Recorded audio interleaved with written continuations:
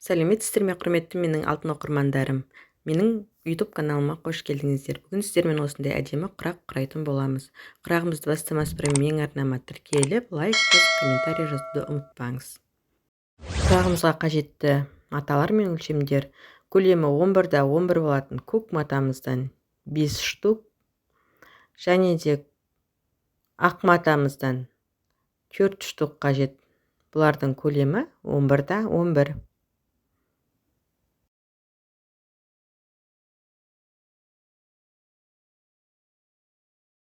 Бұл маталардан бөлек тағы да бізге екі түсті мата қажет. Мына жерде мен розовый және қызыл мата алдым. Менің қызыл матам атлас болғаннан кейін астына флизелин жабыстырдым.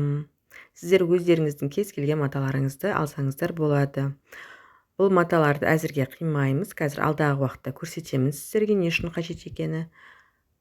Әзірге осы төрт бұрыштарымызды біріктіріп аламыз. Ол үшін біздер көк матамызды төгін төмен қаратып, бесеуін орналастырып аламыз. Неге дәл осылай төгін төмен қаратамыз. Және де ақ маталарымызды қойып шығамыз. Және де осы қойған маталарымыздың орталарын біріктіріп тігіп шығатын боламыз.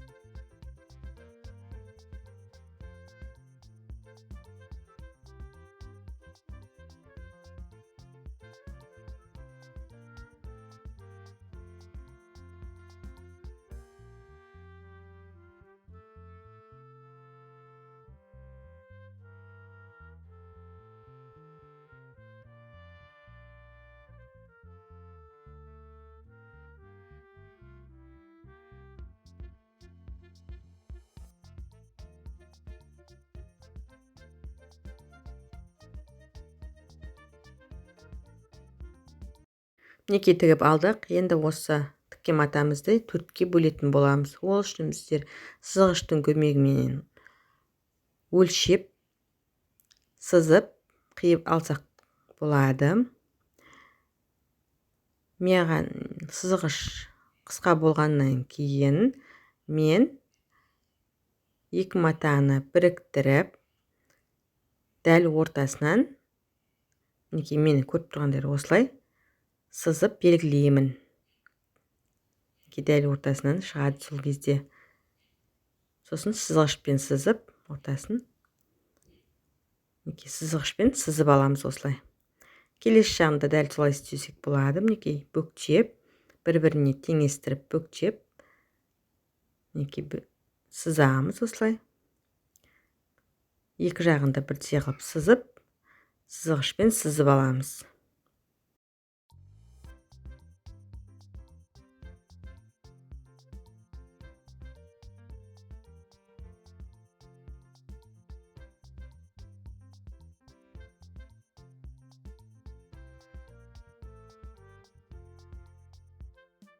Енді осы сызықтарды қайшымен қиып аламыз.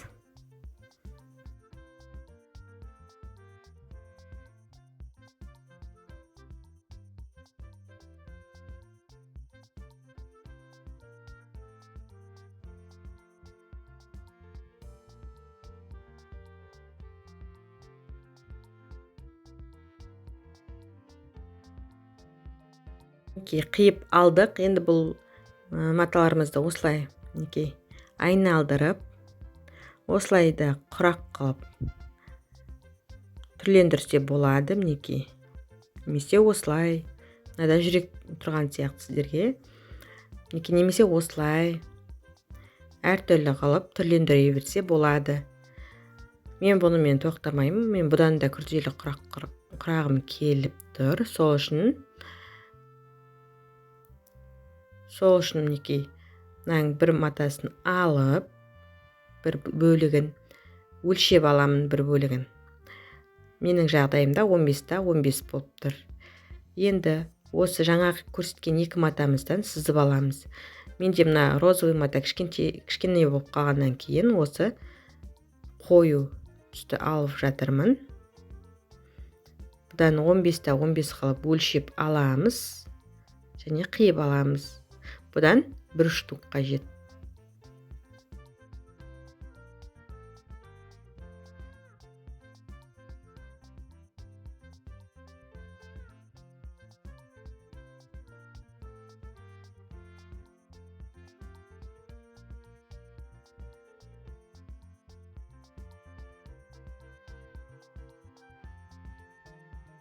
Енді кезекте қызыл матамыз дәл жаңағыдай 15-та 15 көлемі 15-та 15 болуы қажет. Бұл қызыл матамыздан 4 штук қиып аламыз, сызып қиып алатын боламыз. Мына жерде менде шеттері дұрыс жабыспағаннан кейін орта жағынан бастап алып жатырмын.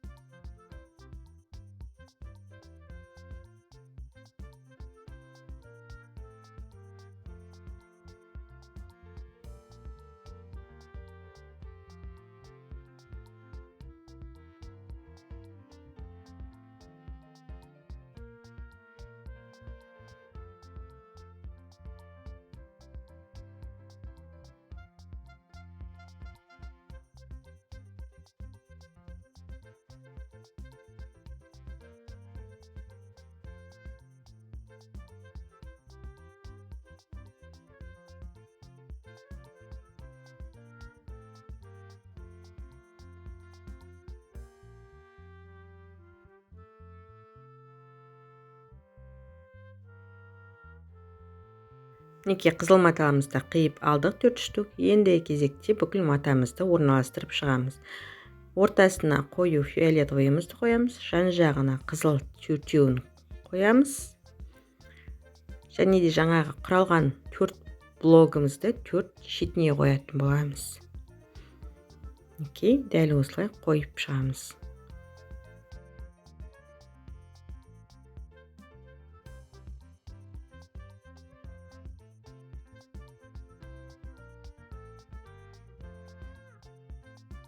Енді осы бөліктерімізді біріктіріп тігіп шығатын боламыз.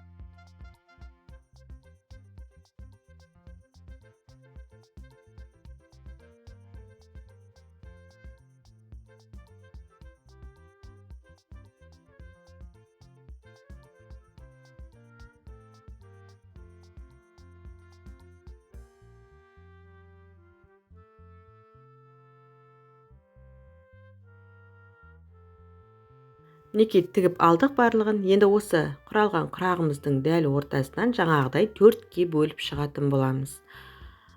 Ол үшін сызғышты пайдалансаңыздар болады, немесе жаңағыдай бүктеп дәл ортасын тауып, сол тапқан нүктелерімізді бір-біріне қосып сызып аламыз.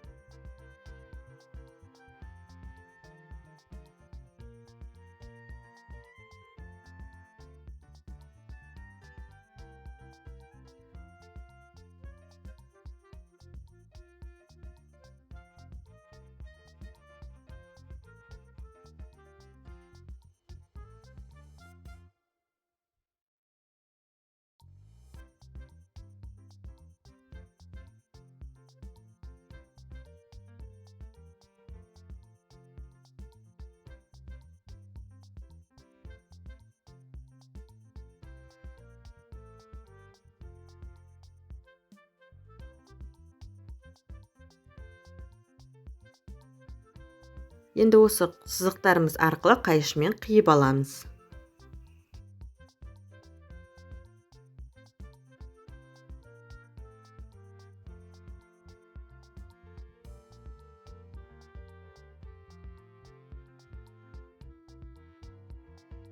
Мінекей қиып алдық, енді бұл блоктарымызды орналастырамыз. Менің жасағанымды қайталап өтсеңіздер болғаны. Мінекей бір-біріне қарама қарсы қылып екі бұрышын қоямыз. Келесі бұрыштарды бір-біріне қарама қарсы болады. Мынау бір түрі. Немесе мынау екінші түрі, осылай істесеңіз де болады. Мінекей тағы бір түрі. Немесе мінекей осылай жасасаңыздар да болады. Міне үшінші түрі. Менің жағдайымда бірінші түрін таңдадым. Яғни екі бұрышы бір-біріне қарама қарсы, келесі екінші бұрышы бір-біріне қарама қарсы тұрады. Мінекей осындай әдемі құрақ. Енді бұларды ортасынан біріктіріп тігіп аламыз.